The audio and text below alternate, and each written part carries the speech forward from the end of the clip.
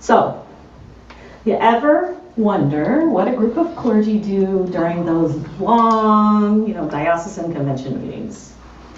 There's speeches, there's resolution after resolution, and then it can get kind of boring.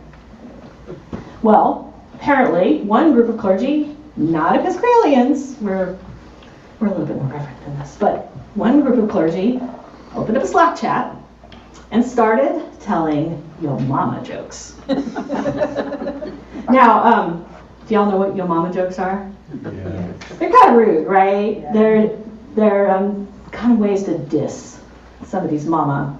But this group of clergy, they flipped the genre and started telling yo mama's so nice jokes. Here's a couple of the ones that they exchanged.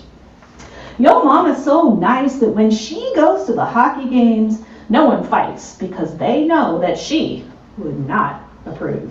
In fact, yo mama's so nice that Chuck Norris stopped kicking people because she gave him the look. In fact, yo mama's so nice that the Rolling Stones won't even smoke in front of her. And yo mama's so nice that if her cell phone rings during a movie, they pause the movie. Happy Mother's Day, everyone. Happy Mother's Day, and also Happy Good Shepherd Sunday. I mean, I have to say, it's an interesting overlap. And trying to put these two together for a preacher can lead to some humorous and maybe sentimental results, because I'm not sure necessarily that the two topics serve each other well. But we're going to try. So, motherhood. Now, motherhood and the relationships therein are complex, right? I mean, motherhood, having mothers, or being a mother, or mothering someone, it can be rich, it can be frustrating, it can be rewarding, but it can also be, let's face it, challenging, and sometimes deeply, deeply disappointing. And mothers, there's all kinds of mothers, right? Good ones, challenged ones. For the most part, I would say lots of mothers, most mothers, just doing the best that they can. Hey, doing the best that they can. Well, curiously, I feel like sometimes our journey of faith can feel like that too. All that stuff, but complex, right? And stepping back, as we look at the readings that we have today, they're all kind of asking the same question. What is our Christian faith? What does it mean to be a believer? To believe and follow Jesus? Now, the people around Jesus that we meet in our gospel lesson today, they want that answer. They want to know plainly and clearly. Stop beating around the bush, Jesus. Stop with all your imagery stuff. Just tell us, are you the Messiah or not? Well, Jesus, being Jesus, he doesn't always give them exactly the thing that they're asking for. But he gives them the answer that they need to hear. Because Jesus says to them, haven't you been paying attention? It's a good teacher answer, don't you think? Have you not been paying attention to what I've been saying? It's a good mom answer, too. If you've watched what I've been doing, if you've seen what's been happening around here and what you've been hearing, all of the signs, you'd know. You'd know. And let's face it, my sheep, they hear my voice. I know them and they follow me. My sheep hear my voice. I know them and they follow me. In other words, faith, following Jesus, it's less about knowing some piece of knowledge or information and more about something that you enter into. It's a thing that you'll know it when you see it, and you experience it. See, faith, it's not always something you can understand. You gotta try it. You gotta step into it. You gotta walk the walk. It reminds me of when we were expecting our first, Lizzie. And I don't know if anyone else here who's had children did this, but you read every book that was available, right? And you wanted to know, how do I do this? How can I be a parent? But the reality was you couldn't really figure it out until they placed that little baby into your arms. And you had to work out. Is this child crying because their diaper needs changing? Is this child crying because they're hungry? Is this child crying because they have gas? Or are they just crying because they're overstimulated or overtired? All that stuff, that's the kind of thing. You just can't know it without entering into it and experiencing it. It's really tough. It's really tough because, let's face it, every kid is different. It's not a science. It's a relationship that we have with that little being that we've been given. You have to know it to do it. So, I think what Jesus is talking about here is about entering into our journey of faith, stepping into it, actually following Jesus, doing some of the things that Jesus has taught his followers to do, showed them how to do. Being in relationship with Jesus, part of that flock. Following Jesus' path. So we have great examples of this. I mean, look around the room. We've got a lot of people who have really walked beautiful journeys of faith and continue to walk beautiful journeys of faith. The lectionary gives us a great blessing today, I think, because it gives us Tabitha. Now, I didn't realize this, but all we know about Tabitha is this little tiny reading from the book of Acts. That's it. That's everything we get about her, but there's so much in here. It is such a gem of a story, and I don't know how it ended up on Mother's Day, but let's look at it because it's a wonderful miracle story about resurrection and about the young church and some of the ways that the power and love of God that was present in Jesus Christ continues to be present with Jesus' followers after his death and resurrection. But it's also about Tabitha and the community of faith that has grown up around her as she follows Jesus' way. So let's dig into some of that. Tabitha is her name in Aramaic. And Aramaic was like the everyday language that Jews spoke to each other in Jesus' time. It was the local language. But she's also given another name, Dorcas, and Dorcas is her name in Greek. Now, those names, both of them, mean gazelle.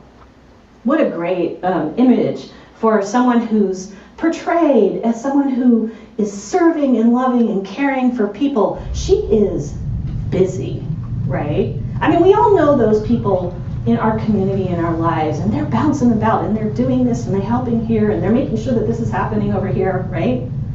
The gazelles of our life. That's who Tabitha appears to be. Now, she's a really interesting figure as well. She lives in Joppa. Now, does anyone know what modern day Joppa is? You do. Did you look it up? Just looked it up. Of course you did. Tell us what it is. Tel Aviv. Tel Aviv. You knew that also, Steve? Okay. You guys are good at your Googling. Have you been there? No. Oh, okay. Tel Aviv. So Joppa is Tel Aviv, which I did not know. My one exposure to Joppa was from the movie Clash of the Titans from the 70s. So I never put the two together, but if you think about it, it's a bustling, huge port city. It was then, and it is now, a center of trade, a connection between Israel and the Mediterranean, and in that time, the whole Roman Empire, right? And here's Tabitha in the middle of it. And she has these two names, one in the local lingo and one in Greek. So clearly, she's probably engaged in the profession of trade, which would make sense because she's someone who has clothes, and she clearly has a lot of resources at her disposal. Now, there's a lot of talk in here about widows, and we don't know, actually, if Tabitha is a widow herself. But it's possible that she is someone who was once married to a very wealthy merchant, and that merchant that she was married to passed on, because in the law of the Roman Empire at this time, if your husband passed away, then you could and did receive those resources and become the head of that household. So, it's funny because the Bible often gives us the sense that to lose a husband in that time meant that you were just bereft. And but the historians say that that's not actually the case, that just like today, people are in all sorts of situations in life. It's just that the people who are poor and don't have all those resources, they need the church's support. But Tabitha, she seems more like a wealthy benefactress, someone who's able to have a lot of wealth. She controls that wealth, and she's able to share it in acts of charity and good works. Acts of charity and good works.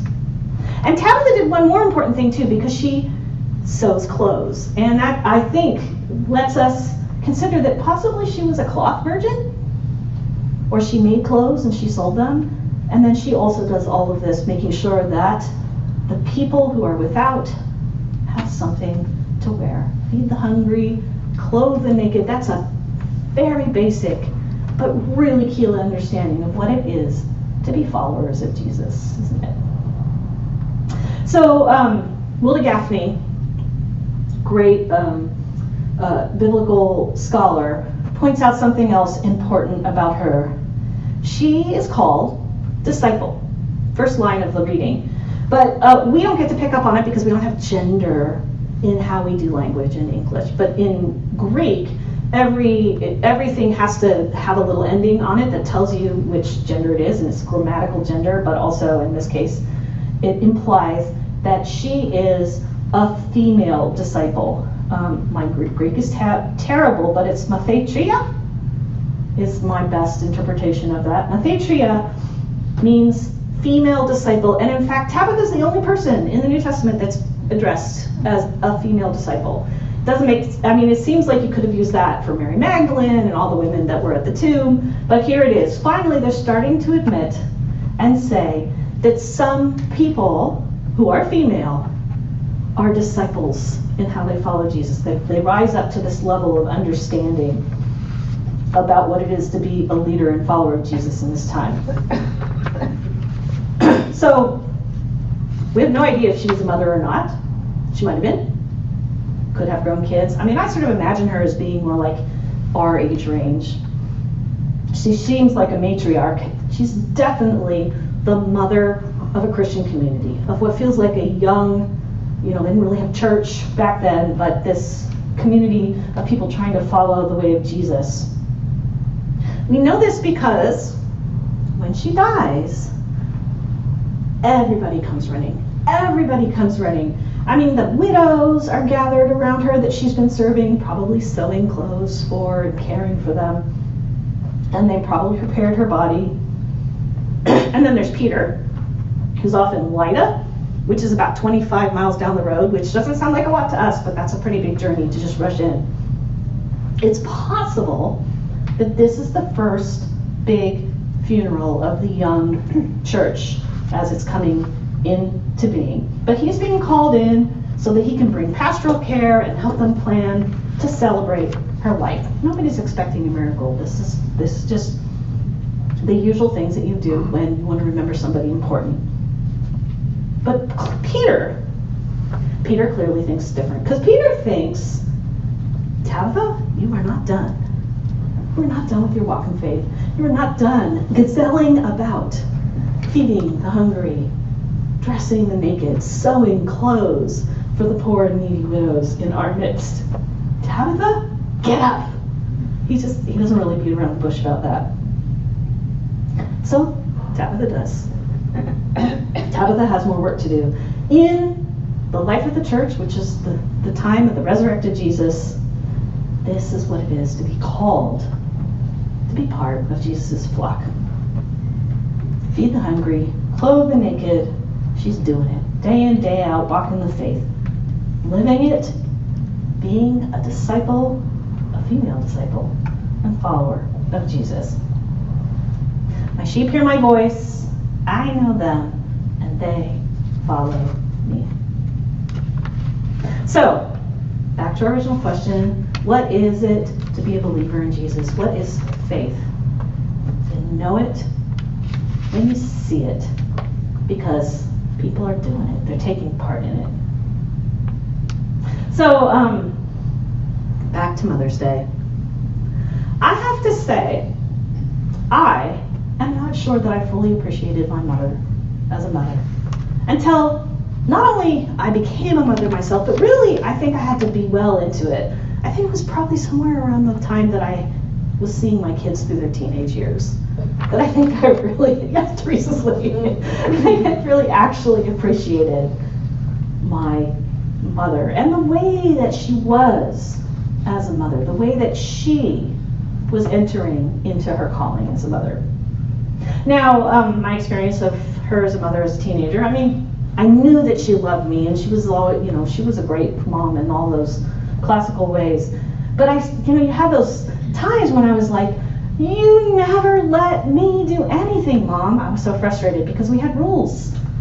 And I had friends who didn't have all these limitations. And it's not because they didn't have great moms. They had great moms too. But I had this really interesting, fantastic group of friends, and almost all of them had mothers who were single and working. They were supporting their family. They were out there day in, day out, putting bread and butter on the table. And most of my friends were like lastborns with long families. I was firstborn. You know how that plays out differently, right? You never let me do anything, Mom.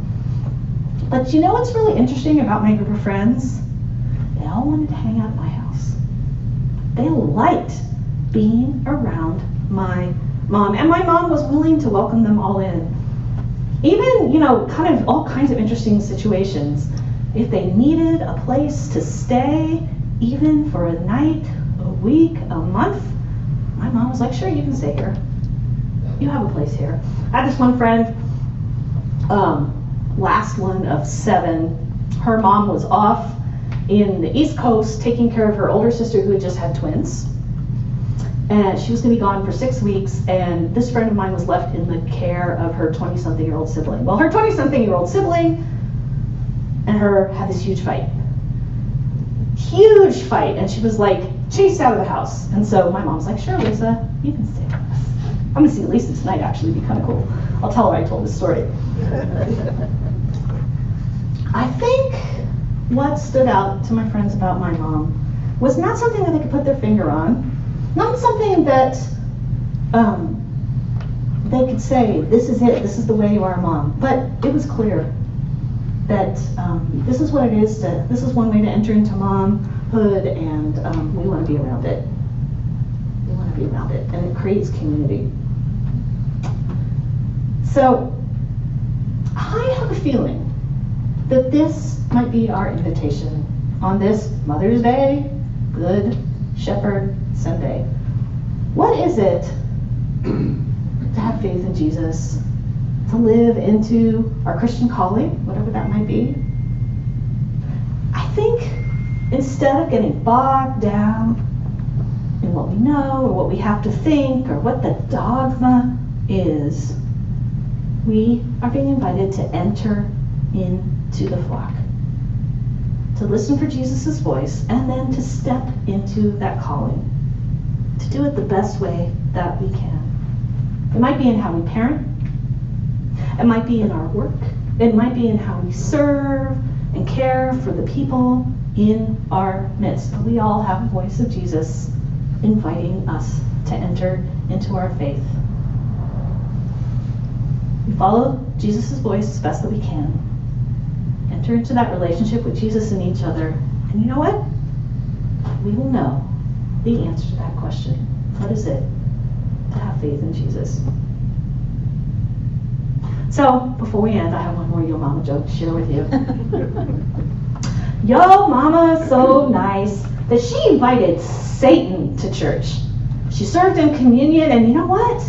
Now we got the devil himself working and sharing and loving people right here in our soup kitchen.